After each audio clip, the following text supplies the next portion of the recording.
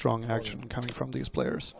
He just creates action because he changes the whole style of the table by going very loose, usually.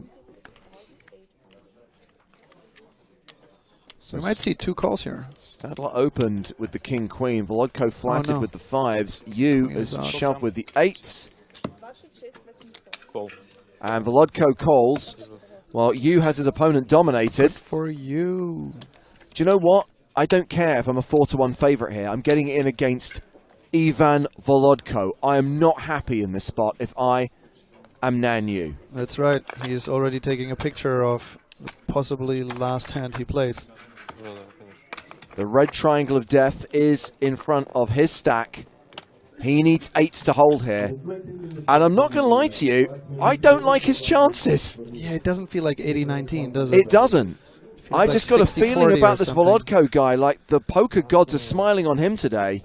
Oh, Ivan Volodko. 5, please. Oh, that's the smile of a man who's sweating as well. who is confident about hitting one of his 2 outs. Boom! On the turn!